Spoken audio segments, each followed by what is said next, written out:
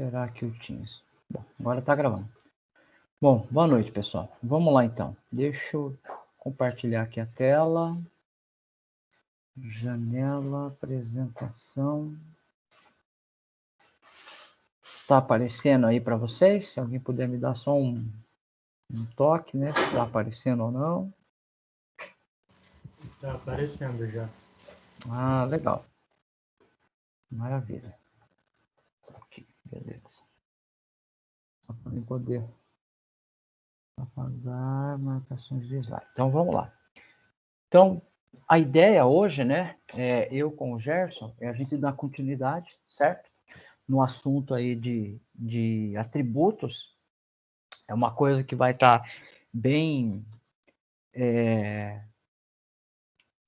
presente aí nessa atividade. A gente sempre vai falar de atributo nessa disciplina de banco de dados. A gente depois vai dar um pouco menos de importância para ela, mas o fato é que a gente vai trabalhar constantemente com esse conceito, tá? Então, semana passada a gente teve nosso encontro, a gente continuou falando de entidades, né, as suas possíveis relações, os modelos de entidade e relacionamento, ok? A gente deu uma prévia de chave primária e chave estrangeira, e aí hoje, então, a gente precisa colocar mais alguns pontos, mais alguns conceitos em relação aos atributos, tá ok? Então, a ideia é a gente estar falando ainda desses camaradas aqui, beleza? E aí, nesse sentido, a gente então vai falar. Cadê aqui? Tela, apagar mensagens. Beleza. Então, a gente vai estar falando que a gente vai reforçar que os atributos, eles são nada mais, nada menos que características, tá? Então, por exemplo, quando eu tenho aqui uma pessoa, desenhar uma pessoa bem, aquele desenho que a gente faz lá no primeiro ano de escola, né? Então, a gente tem aqui uma pessoa, certo? Tem aqui um olhinho e tal. Aí tem aqui um cabelo, né? Tá meio feinho. Mas o que que acontece? Essa figura, essa abstração, né, de uma pessoa do mundo real, ela traz características, elas têm características, certo? E aí você vai falar, bom, legal, todas as pessoas têm características, sim, né? Mas o que que interessa para a gente, de uma forma bem superficial ainda no banco de dados, essas características? Nos interessa essas características que elas compartilham em comum, tá? Então, por exemplo, uma característica que as pessoas compartilham de forma comum é o nome, né? A gente já falou disso, ok? Outra coisa é a data de nascimento, né? Que elas compartilham entre si, certo? E aí, o que que isso daqui é para gente? Isso daqui são as características, ok? Então, essas são as características que vão descrever uma pessoa, né? Que vão dar para gente. Então, quando eu olho, deixa eu apagar tudo aqui. Apagar. Então, quando eu olho essas características, né? Eu consigo imaginar essa pessoa, né? A gente está falando de pessoas, mas lembre-se, a gente já falou que isso pode descrever um fato, né? Pode descrever um fato, né? Sei lá, aqui uma lâmpada, né? Alguma coisa, né? Um objeto, certo? Eu posso descrever isso aqui com uma venda, né? Porque toda venda tem uma característica. Então, a venda ela tem uma data, né? Ela tem um valor total, certo? Ela tem um valor total.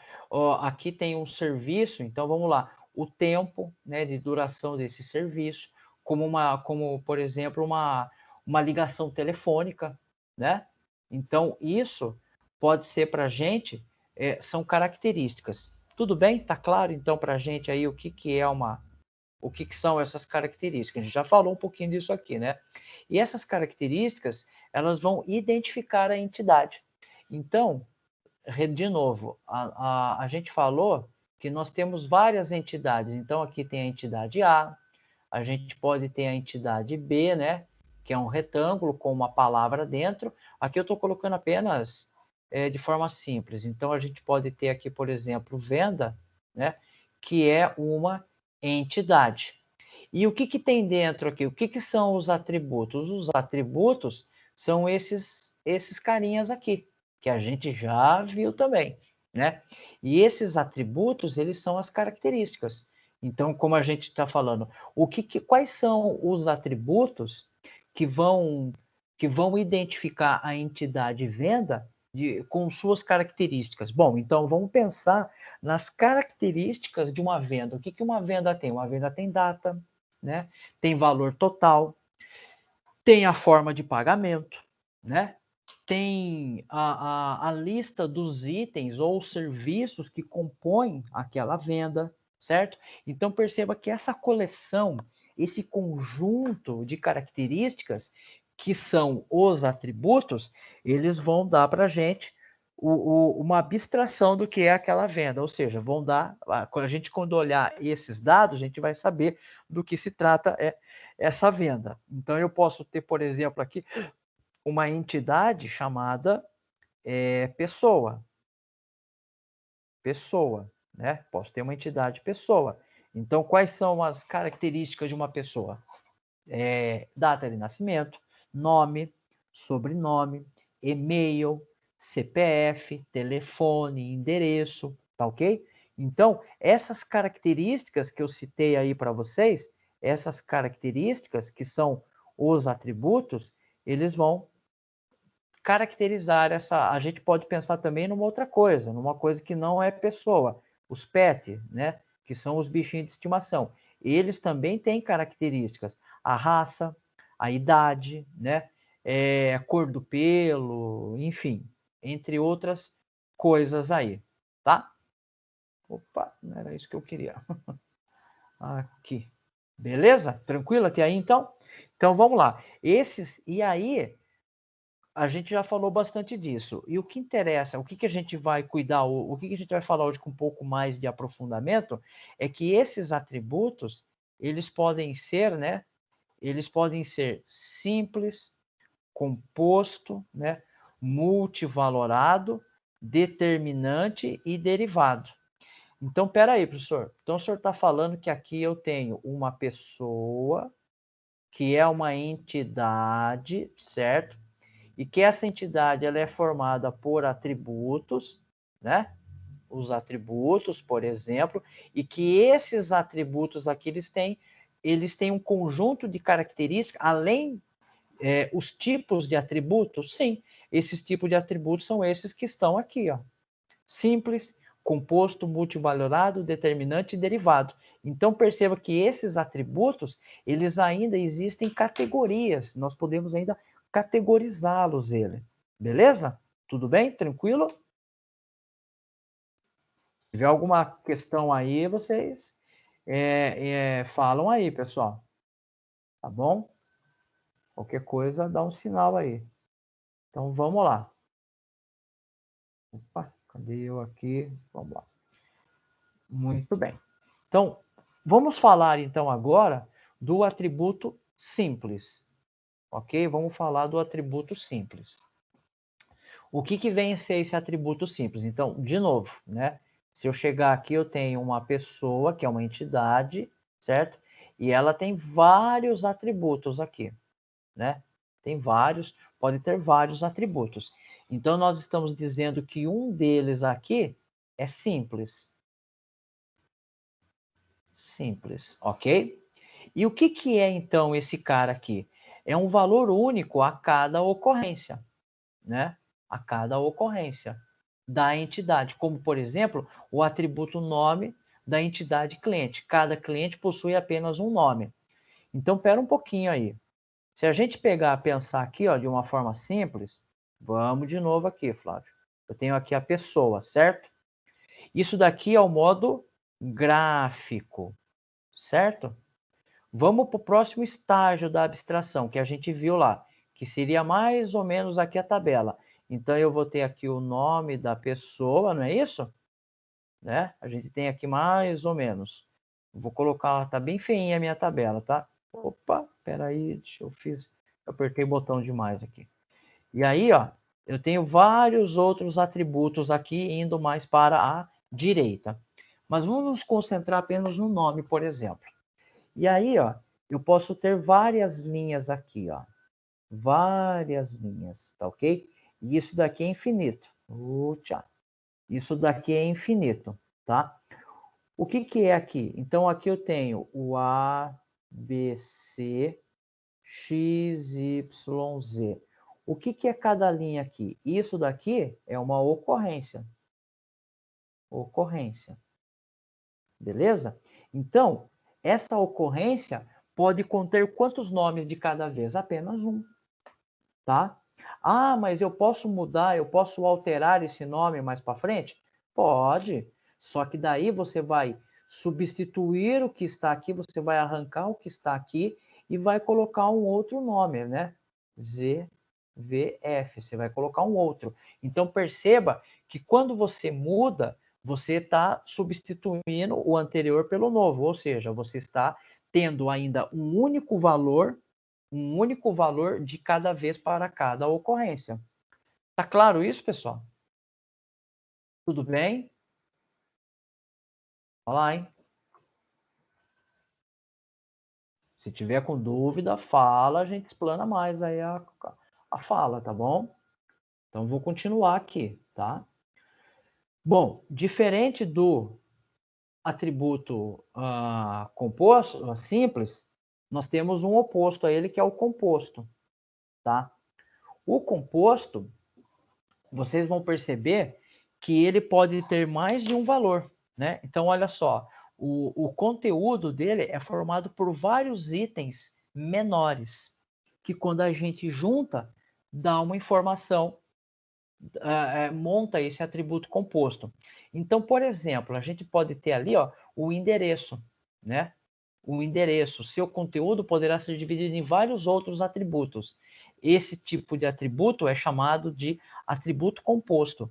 Veremos mais à frente uma aplicação, né? O que que acontece? Então, vamos lá. Existem duas formas, né? A gente pode dizer que o endereço, né? O endereço aqui, ó, você pode entender ele como um único conjunto, certo? Um único conjunto que ele é formado por subpartes. Como assim subpartes? São formados... caneta. Por subpartes. Que subpartes são essas? Não pode dar 2 cliques na sequência. Estou sendo traído aqui pela caneta. Mas vamos lá. Então perceba, ó, que eu tenho o logradouro. O que que é o logradouro? É rua, é avenida, não é isso? Cidade, número, o número da casa, né? Sei lá, 121. O estado a qual essa rua, esse endereço pertence, o CEP e o complemento. Então, isso daqui, ó, esse daqui é o composto. É o composto, tá? Mas aí você vai falar para mim, mas Flávio, normalmente nos cadastros a gente tem os dados separadamente. Uma coisa, uma caixinha está para o endereço, que é o logradouro, a rua, né? Outra caixinha está para a cidade e outra caixinha está para o número, por exemplo, tá? Se você fizer isso, aí você volta lá no conceito do simples, tá? Então, se você quiser montar desse jeito aqui, ó, deixa eu mudar a cor aqui da caneta. Alterar a cor da caneta. Deixa eu pegar aqui um azul. Nossa, beleza. Então, ó, se você quiser fazer, aí você vai ter aqui, ó. Esse daqui, ó, é simples. Tá vendo? Por quê? Porque pode ter um valor de cada vez, né? E quando eu estou desenhando essas caixinhas, quer dizer que é um atributo de cada vez. Agora, quando... cadê alterar a cor da caneta? Aqui. Pá. E aí, aqui, ó, aqui não. Aqui eu estou colocando em um único atributo todos esses valores aglutinados, ou seja, concatenados. Tudo bem, pessoal? Entenderam aí a diferença do simples e do composto, sim ou não? Sim. Tudo bem? Então, vamos lá, então. Aqui, tá. Deixa eu ver se tem alguma coisa no chat. Vou tomar uma água aqui, que tá calor hoje. Vamos seguir, então. E aí, ó, um outro conceito aqui, que é o atributo multivalorado, tá? O que é o multivalorado? Seu conceito é formado por mais de um valor, né? Exemplo, uma pessoa poderá ter mais de um número de telefone. É indicado colocando-se um asterístico precedendo o nome do atributo. Então, quando a gente desenha de forma gráfica esse atributo, né? Então, aqui a gente vai desenhar um atributo aqui, a gente vai dar um nome para ele, a gente coloca um asterístico aqui só para dizer, olha, aí quando a pessoa lê esse desenho, né, que é o modo gráfico, ela lê aqui, isso aqui é um valor, é um atributo multivalorado, tá bom? Muito bem, então vamos lá, seguimos, só para essa curiosidade aí. O atributo multivalorado serão tratados com mais detalhes na normalização de dados. Por que a gente está falando um pouco dessa normalização de dados aqui? Porque olha só como é que fica o armazenamento desse atributo, né? É esse cara aqui, ó, justamente, olha só, ele tem um valor, ele tem dois valor, ele tem três valor. É até estranho, entendeu? Mas é uma categorização, tá? Qual é o problema disso aqui? Porque você tem três informações relevantes dentro de um próprio atributo. Quando a gente falar de normalização, a gente vai ver que é muito mais coerente você pegar esse atributo que é multivalorado e quebrar ele em pedaços, quantos forem necessários para seus respectivos valores. Então, por exemplo, eu tenho 3 telefones, então eu vou colocar aqui tel recado, por exemplo, certo? Tel residencial, por exemplo, né? Tel comercial, por exemplo, entendeu? Então perceba que eu tenho 3 aqui, ó, certo? E não é muito recomendado fazer desse jeito aqui. Você colocar 3 valores que podem mudar constantemente num atributo multivalorado. Quando a gente chegar lá mais para frente em normalização, a gente vai ver que isso daqui ele vai quebrar em 3.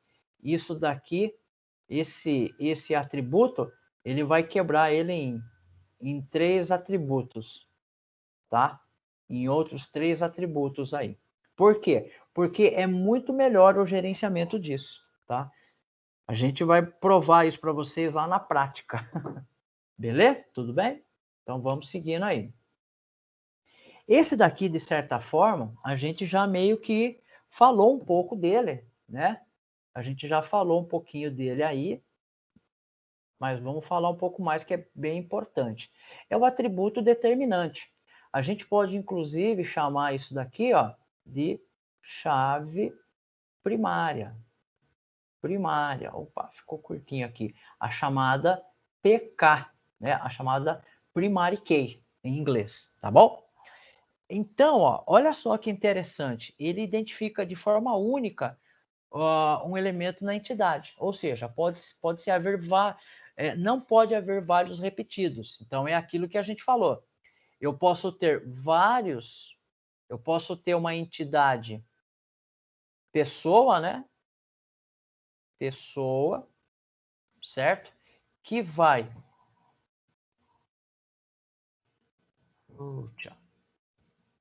Nossa, minha caneta aqui zoou tudo, né? Aqui, beleza. Então, ó, vamos lá de novo. Não sei o que aconteceu. Então, ó, isso daqui vai vir, a gente pode abstrair por uma entidade, né? Pessoas. Então, a gente vem aqui em entidade, certo? Só que aí a gente pode ter, por exemplo, aqui um atributo chamado CPF, né? Existem, sei lá, milhões de ocorrências aqui de pessoas, milhões de ocorrências de pessoas, tá ok? Mas tem um elemento, mas perceba que cada elemento cada elemento ele pode ser individualizado, né? Ele pode ser individualizado pela chave primária. Essa chave primária é ela que vai deixar os elementos de forma singular, por assim dizer. Então, quando eu quero achar uma pessoa em específico, né, essa daqui que está na cor azul, é porque o CPF dela é único, né? O meu CPF não é igual ao de vocês. O meu CPF é só meu, entendeu? Mas perceba que isso não é verdade, por exemplo, para um outro atributo. Que outro atributo isso não é verdade? Nome. Entendeu? Pode ter uma outra pessoa chamada Flávio. Entendeu? Pode ter. Pode ter, inclusive, aquelas questões que são muito problemáticas. Pessoas que têm o mesmo nome igual. O primeiro e o segundo e o terceiro nome igual. Né? Existem muitos problemas. Hoje eu acho que é um pouco mais difícil ocorrer problema por conta disso. Mas eu lembro que há um bom tempo atrás vivia tendo problemas com empréstimo, às vezes é uma compra que o cara fez lá longe, enfim.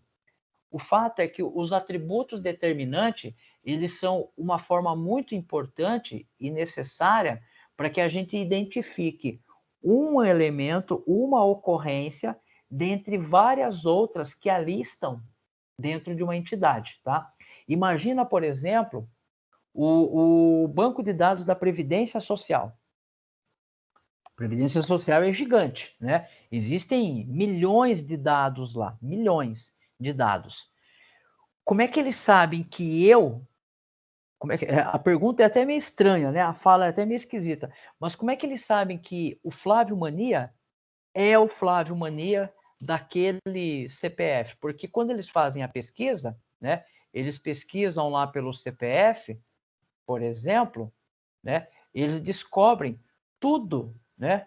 O que está relacionado daquela pessoa que está se identificando com aquele CPF, tá? Então, por mais que existam outros Flávios, né, espalhados por aí, sabe-se que o portador do CPF é apenas aquele, é apenas um, tá? Por mais que tenham nomes duplicados. Tudo bem? Tranquilo? Então, né? Então, ó, é indicado, né? A gente costuma identificar esse atributo, né? A gente viu lá, esse atributo a gente usa bolinha cheia. Ou, né? A gente faz um sublinhado nele, tá bom? Mas, basicamente, que tipos de atributos podem ser determinantes? CPF, CNPJ, código do fornecedor, o RM de vocês, né? O registro da matrícula de vocês é um número único e exclusivo, certo? Ele não pode ser duplicado. Então, é dessa forma que talvez daqui 10 anos a gente sabe quem foi, quem não foi, quem é o fulano, quem é o beltrano, tá? O número da matrícula aqui, né, e etc. Então, tudo aquilo que você pode identificar de forma única dentre os outros, você pode qualificar, né, categorizar esse atributo como determinante, beleza? Os atributos determinantes são as chaves primárias, ok? São as chaves primárias, tá bom? No banco de dados. E seu uso tem implicações na normalização de dados. De novo, nós estamos falando. É um assunto que nós estamos deixando aqui, mas a gente vai tratar disso mais lá para frente. Tudo bem? Tranquilo até aí? Posso continuar? Ah lá, o Gerson até colocou aí, às vezes alguém é preso com o mesmo nome, né? É verdade. Por causa do homônimo, até resolver o problema, até esclarecer, né, elucidar, demanda um tempinho aí que pode gerar alguns problemas bem chatos, né? Muito bem. Eu me lembro de um filme brasileiro que acho que fala lá da história, ocorre, o cenário é lá no Nordeste, né? E aí tem um cara lá vestido de, eu não vou lembrar o nome do filme, que o cara ele é tipo temporário, um filme temporal, fala, então tá lá o cara vestido de, tipo, Lampião, né? E aí ele vai matar o cara, ele vai matar o cabra, aí ele fala, não, mas peraí, eu sou filho de fulana. Aí ele começa, mas fulana, que é não sei o que lá, e você percebe que a fala denota para o mesmo nome da pessoa. É o mesmo nome, então eles estão falando, ele fala da mãe dele, mas o cara fala que tem uma irmã que se chama nome tal, que ele é o filho. Dá a entender que eles são parentes, entendeu? Por causa que o mesmo nome é compartilhado entre essa mulher que eles estão discutindo ali. Mas não é, entendeu? É só para elucidar uma questão curiosa. Eu não vou lembrar o nome do filme, mas é um filme brasileiro, muito, muito legal, inclusive. Eu lembro dele que é muito bacana. Só não lembro o nome, né? Bom, os atributos derivados são aqueles obtidos após um processamento de informações do próprio banco de dados. Então, por exemplo, que tipo de informação que é de um atributo derivado? E aí, pessoal, existe uma outra questão que existe uma outra questão que existe em algumas situações em que eu devo ou não devo guardar esse valor, né? Esse valor que foi obtido por meio de um processamento. Então, olha só aqui, ó, por exemplo, aqui nesse exemplo. Então, eu tenho como é que eu faço para calcular a idade da pessoa, né? Sei lá, 33 anos e 4 meses, por exemplo, né? Como é que eu faço para fazer isso? Bom, eu pego a data de nascimento da pessoa e subtraio da data atual. Hoje é dia 20, né, do 9 de 2021. Então, eu subtraio. Evidentemente, eu vou obter esse valor aqui, né? Aí, ó, então esse dado aqui que foi obtido por meio de um processamento, né? Por meio de um processamento, né? Ele existem algumas situações que me interessa guardar e me interessa não armazenar ele, tá bom? Então, por exemplo, nesse caso específico aqui da idade, ok?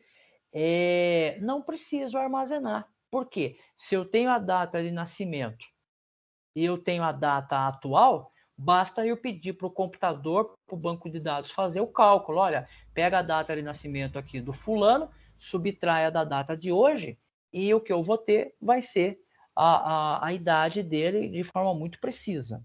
Tá? Porém, existem algumas situações, aqui eu não preciso armazenar, mas existem algumas situações curiosas, né? E que depende muito do problema, que pode ser necessário armazenar. Então, por exemplo, uma venda, né? Aonde você tem aqui, deixa eu pegar aqui a caneta. Você tem um conjunto de itens, né? De itens. Esses itens aqui, eles compõem cada um valor específico, que juntando eles, eu vou ter um valor total, certo? Bom, perceba que o valor total, eu sempre vou conseguir obter ele multiplicando a quantidade pelo valor unitário, certo? Mas perceba que se de repente passou alguns dias e tiver que fazer uma devolução de um produto, e a hora que eu olhar aqui para trás, nesses itens, como esses itens, o valor dele tem como base o cadastro dos produtos, pode ser que ele tenha alteração, tá? E aí pode ser que eu acabe voltando dinheiro mais por cliente do que o devido. E aí tem alguns conceitos, algumas formas de se resolver isso. A gente pode ter, por exemplo, tabelas de vigência, né? Então, eu tenho uma tabela de vigência. Então, vamos pegar um caso aqui bem simples de entender e fácil, hipotético. Vamos imaginar que a tabela de vigência do transporte público da sua cidade está dizendo que o Vale Transporte, do dia 1º de 1 de 2021 até dia 31 de 12 de 2021, o valor do transporte vai ser R$1, por exemplo, tá? Por exemplo, beleza? Só que internamente a empresa ela está reajustando esse preço. tá? Mas lembre-se, isso aqui é uma tabela de vigência, então não pode haver nenhuma alteração de preço durante esse ano, tá? Ou seja, então se você comprou uma quantidade de créditos durante um mês e você quiser devolver, você vai devolver, a empresa vai te devolver os R$30 porque você comprou 30 créditos, beleza? Se essa tabela de vigência não existisse, né? Aqui, ó, por exemplo, de forma hipotética, né? E esses preços eles fossem regulamentados semana a semana, dia a dia, então vamos imaginar que o dia que você comprou estava R$1. Aí passaram-se 30 dias, você quer devolver, está R$1,50. Ok? Então perceba que agora, quando o cara for calcular 1,50 vezes 30, vai dar já um pouco mais, vai dar R$45. Mas você não pagou R$45, você pagou 30, tá? Então, para resolver esse problema que eu estou falando para vocês, que é bem chatinho, existem várias técnicas, tá? Você registra o preço que foi pago pelo cliente, você trabalha com tabela de vigência, tá bom? Entre outras aí. Belezinha? Muito bem. Ok? Tranquilo aí? Então, vamos lá, então. Deixa eu só ver uma coisa aqui. Cadê? Indicação de identidade. Deixa eu só ver uma coisa aqui, pessoal. Tá, beleza. Maravilha. Então, ó, vamos pensar então na construção do nosso DER agora, certo? Vamos pensar com isso que a gente falou aí agora e vamos tentar juntar essas coisas, né? Bom, o modelo, né, quando a gente vai definir esse modelo, ele tem que ser muito preciso. E ele não pode parar dúvidas sobre ele, tá? Ele tem que ser claro, entendeu? Ele tem que ser claro e objetivo, tá? Então eu tenho que ler esse exercício, eu tenho que ler essa modelagem e ela tem que estar. Eu tenho que entender logo de primeira. Essa é o melhor dos mundos, entendeu? Mas eu entendo que dependendo da complexidade da solução, isso pode demandar um pouco mais de tempo nesse processo de entendimento, tá bom? Então a gente sabe que ele tem que ser preciso.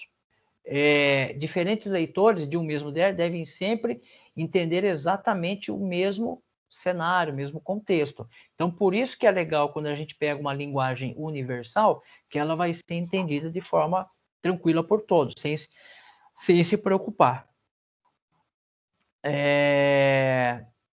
E aí, ó, a gente pode ter, inclusive, interpretações diferentes de um mesmo modelo, tá bom?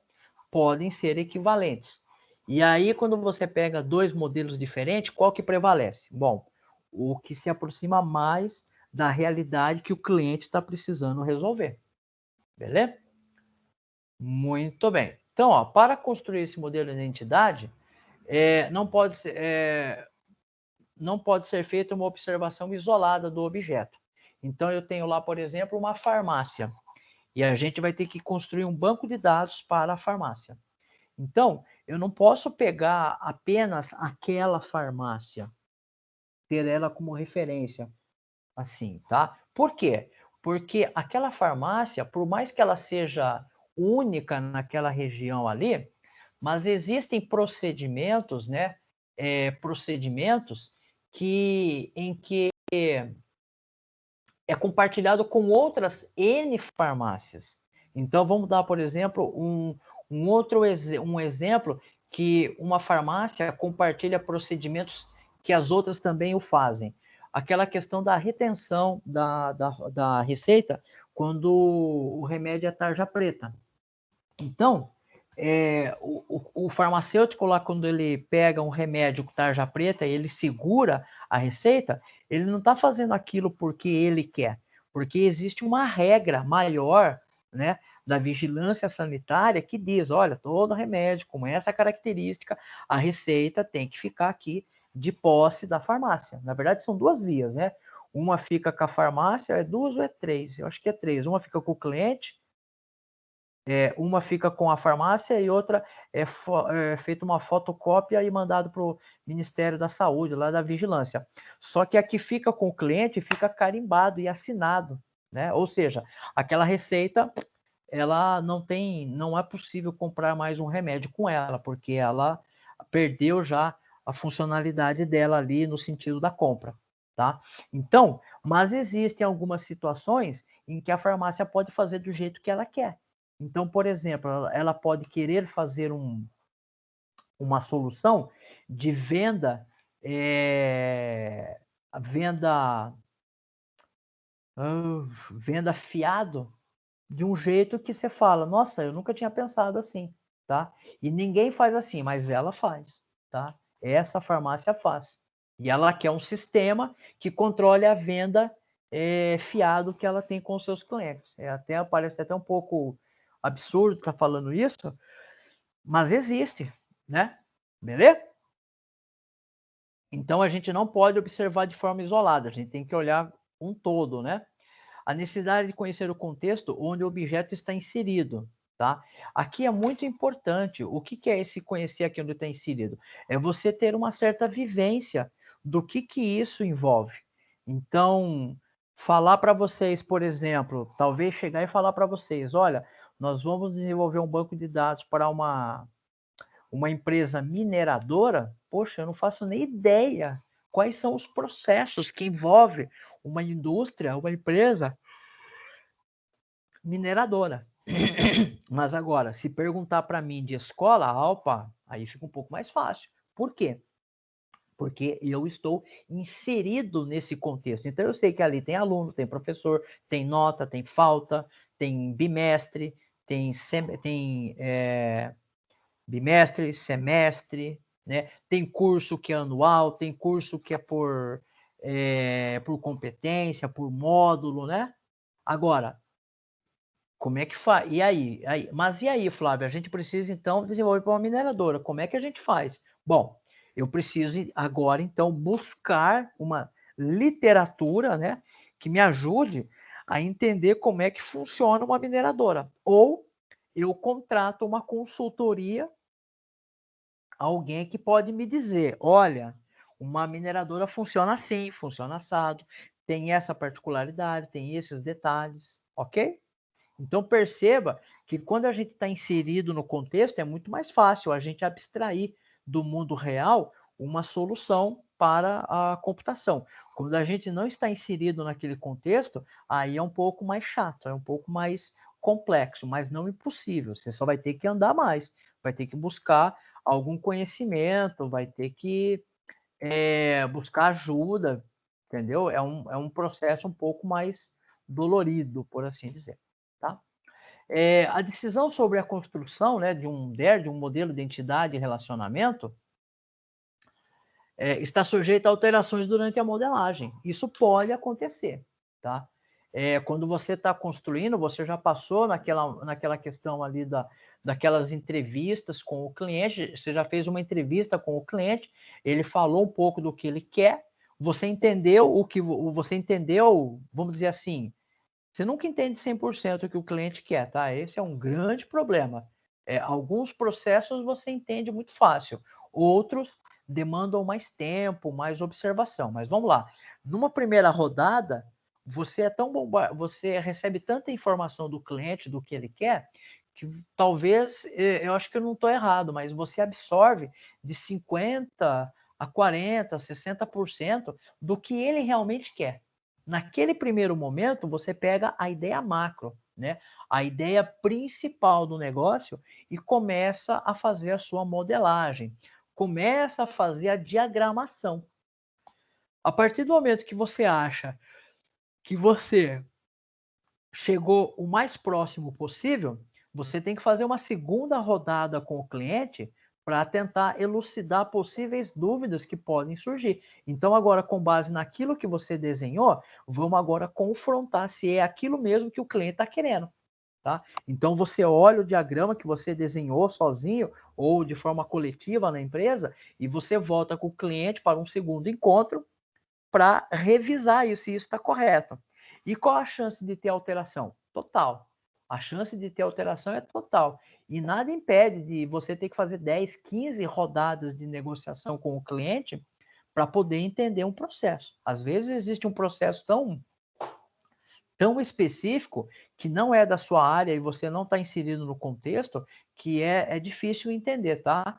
Então, é uma construção, tá? É um processo, não dá para chegar e falar, não, eu vou lá, converso com o cliente 2 horinhas, eu já entendi todo o problema. Não, tá? É um processo que demanda tempo, mas também não pode demorar a vida eterna, tá? Porque o cliente, ele quer uma solução para ontem. Você tem que ter mais ou menos um time, né, de que quanto tempo você precisa para entender todo esse processo do cliente e fazer a respectiva modelagem, tá? Porque quanto mais tempo demorar, maior vai ser o custo para o cliente e maior a vontade dele em continuar com a aquisição do seu produto vai diminuir, tá bom? Muito bem. Com relação à identificação das entidades, né? As análises para identificação da entidade devem fazer parte do modelo. Então, aquelas entidades que eu estou identificando lá no cliente, elas são parte do modelo. Então, tem uma contabilidade? Opa, então tem que ter uma entidade chamada contabilidade. Tem uma entidade, existe um procedimento que é feito lá na portaria para entrada de caminhão, então perceba que ali existe uma particularidade. Eu preciso ter alguma característica que precisa ser investigada, se vai ser armazenado ou não no nosso banco de dados. E aí, é fato, né, que o problema sempre vai iniciar pelo cliente, porque é o cliente que está tendo o problema. Ainda bem. Uma empresa de TI, ela não inventa o problema. Ela vai buscar, ela vai proporcionar uma melhoria na resolução desse problema por meio da tecnologia, né? Por meio das ferramentas digitais. E esses problemas, quem estão tendo é os clientes. E por que os clientes têm problema, né? Por N motivo. O cliente está fazendo prospecção de negócio, o cliente está fazendo prospecção de produto, né?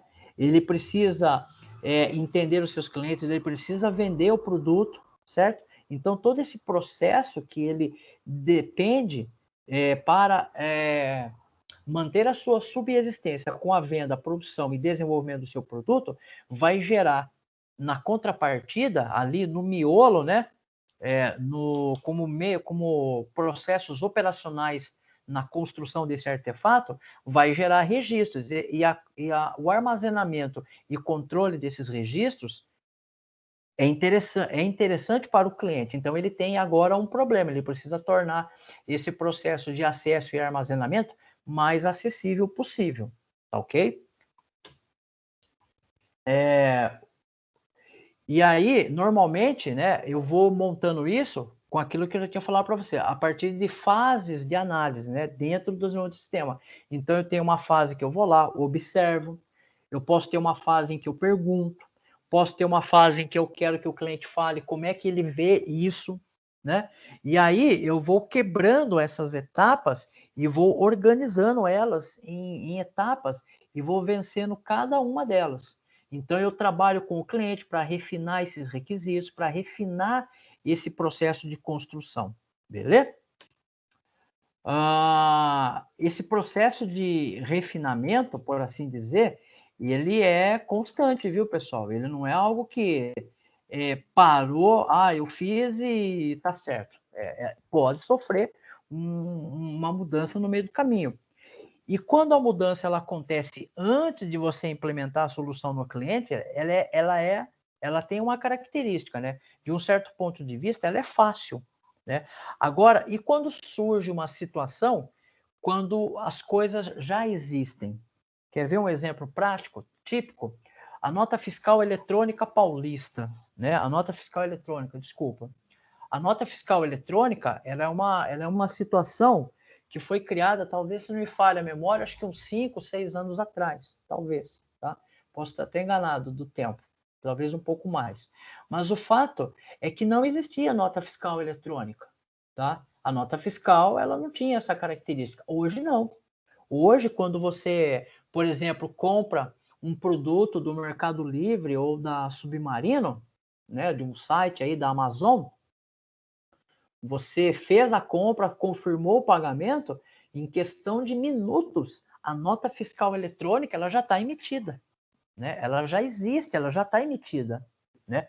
O policial rodoviário, por exemplo, quando ele para um caminhão, ele nem pergunta mais da nota fiscal. Ele só pergunta uma palavrinha lá para o caminhoneiro, qual é o DANF, né? Aí ele pega aquele DANF lá e ele busca no sistema da Receita Federal aquele DANF, e aquele DANF lá vai trazer a nota fiscal eletrônica e uma pancada de coisa, né? Sobre aquela carga que o caminhoneiro está carregando. Então perceba que existe uma mudança de procedimento. Já existia um monte de empresa emitindo nota fiscal de formas tradicionais, né? Agora com a nota fiscal eletrônica teve uma mudança de algumas coisas. É como a gente fala na computação, é como trocar motor de avião não estacionado na garagem, é trocar o motor do avião em pleno voo. Então o avião está lá 10, 30 mil pés de altura, sai o mecânico para fora da asa lá e começa a trocar o motor do avião. E tem que andar, e não pode, né? Então existem normativas que vão regulamentar questões tributárias, né? Então precisa o sistema tem que estar adaptado, porque vem por medida de lei, né? Questões da vigilância sanitária, né? Questões relacionadas a registros de doença, saúde. Então, essas coisas podem ser mudadas no meio do caminho, tá? Então, não achem que, eu finalizei essa solução, acabou o problema. Depende, certo? Para a gente identificar, uma coisa bem simples aqui, é como se fosse um roteiro, entendeu? Um roteiro aqui é uma sugestão, não é uma solução.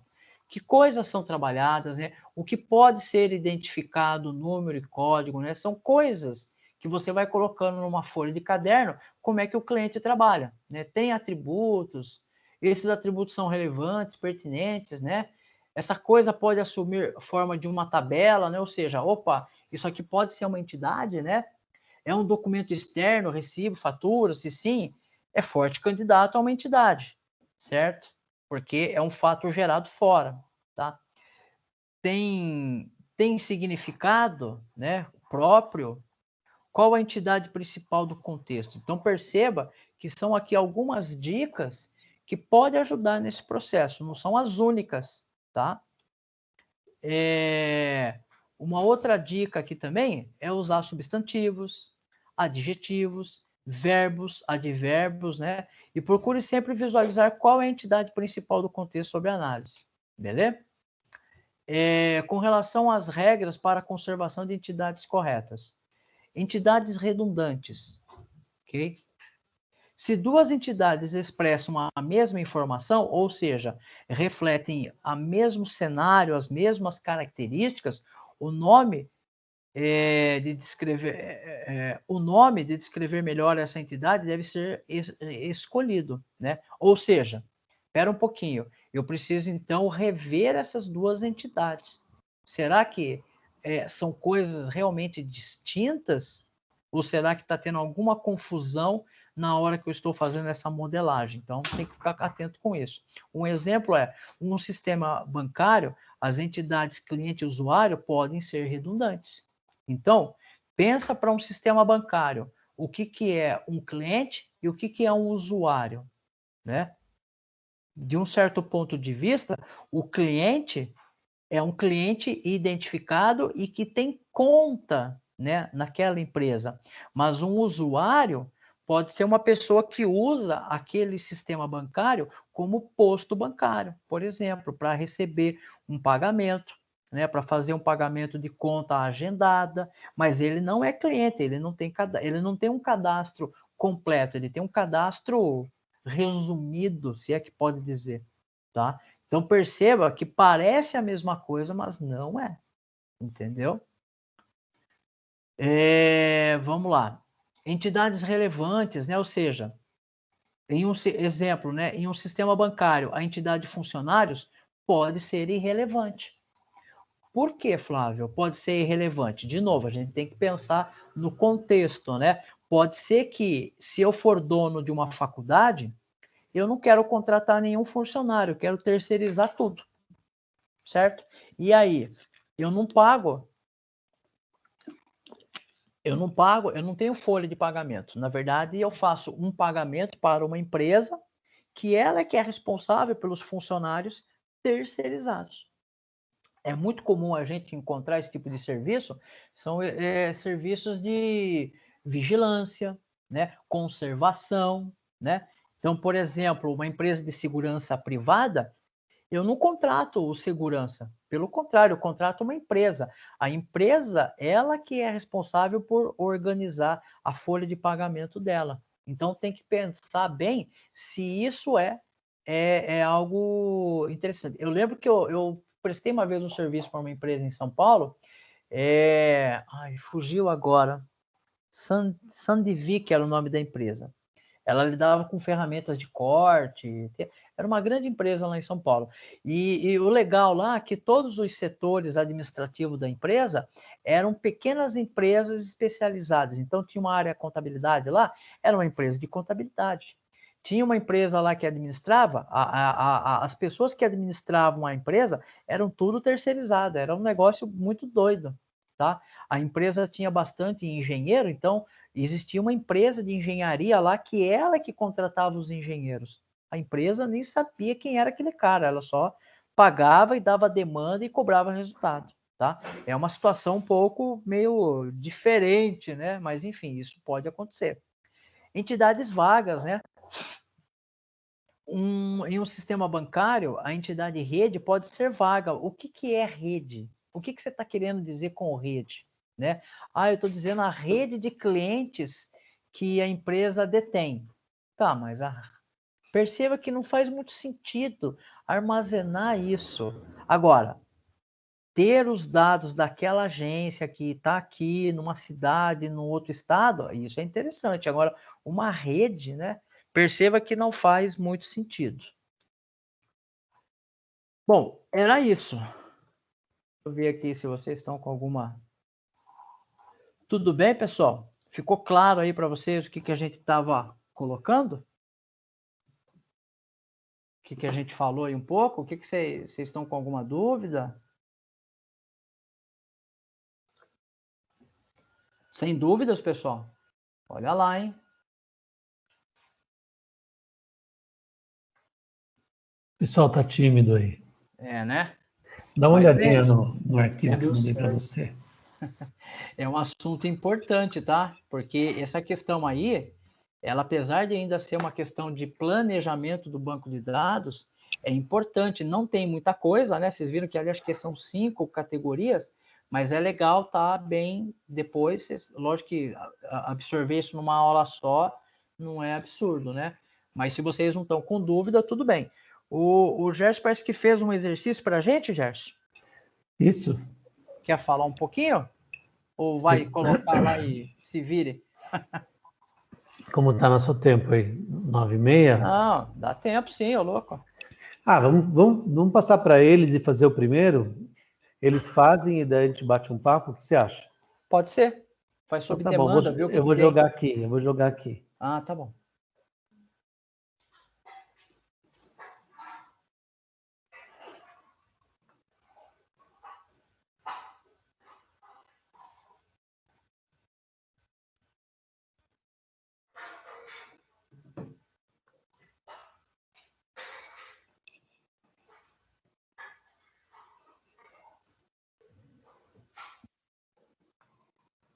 Foi. Pessoal, olha só, são 2 exercícios simples para vocês treinarem um pouco o que o Flávio falou, que é identificar as entidades e os atributos, tá? A verdade é um primeiro exercício mais exploratório, né? Porque a gente está começando.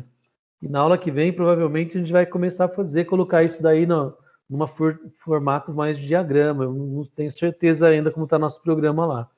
Mas olha só, a ideia é que vocês leiam, é um texto pequeno, e aí existem vários pedidos, tá?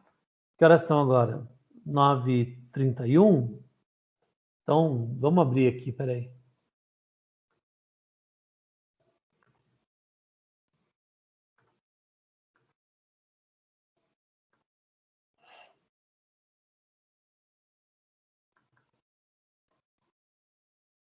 Dá para ver minha tela aí? Sim?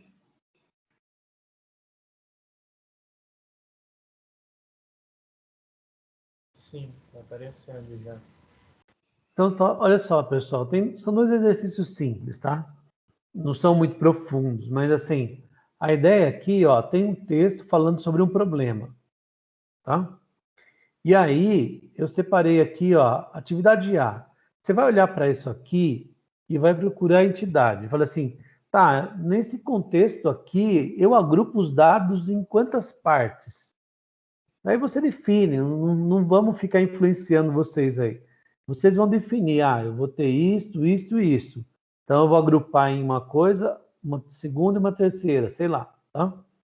Depois que você identificar esses agrupamentos, aí você vai pensar nos atributos de cada uma delas. Que dados que eu guardo de cada uma delas? Aí vem a pergunta, né? Tem atributo composto? Daí você vai olhar os dados. Algum deles é composto? Não lembro o que é composto? Dá uma olhadinha no PowerPoint que está lá no Moodle o que é composto, se você esqueceu. Né? E aí você vai listar, os atributos compostos são esse da entidade tal é esse, da tal é esse e da tal é esse. Eu estou falando esse, mas não sei se tem, tá? Em cada entidade você consegue identificar um atributo determinante. Eu escrevi o termo chave primária aqui, que é um termo que a gente usa na prática quando a gente fala em banco de dados, tá? E o Flávio já usou também. Então, chamar de atributo determinante ou chave primária, para nós a gente vai considerar a mesma coisa, tá certo? Aí você vai ver o que tem de dado aqui, que é uma chave, um atributo que determina um registro, tá? Quando você pega os dados de uma entidade, você fala assim, esse dado aqui identifica essa pessoa, ou esse objeto, ou essa ação. Aí você vai mostrar de cada entidade qual você encontrou, né? Existe algum atributo derivado? Quais são? Então, gente, vocês vão treinar com esse texto pequenininho a encontrar as coisas que foram faladas agora. Tudo bem? Beleza, todo mundo? Quanto tempo, Flávio? 5 minutos? A gente tá 9h35. O que você quer fazer? Você quer fazer um aí junto? O que vocês acham? Tá todo mundo animado aí ou não? Eu acho que vamos fazer assim. Deixa eles baterem um pouco a cabeça. Aí na próxima aula a gente começa. Vamos começar com o exercício? Ótimo. Isso, acho que é melhor. Já tá tarde, né? Já tá tarde. Eu falei bastante. Deixa assim, beleza? Aqui eu não falei, então eu tô descansado. Na próxima você fala. Então tá bom. Tá, pessoal. Beleza? Olha pessoal, só. Isso, vai lá. Vou subir o exercício lá no Moodle, tá certo? E aí é bom que vocês tentem fazer, porque o começo provavelmente vai dar errado, mas isso não é um problema, é a partir do erro que a gente vai chegar no que é correto, tá bom? Exatamente. Vou lá colocar no Moodle aí, pode se despedindo da galera. Então Boa tá bom. noite. Pessoal, até mais, tchau, tchau então. Valeu? Obrigado. Vou parar de gravar aqui. Vejo vocês semana que vem.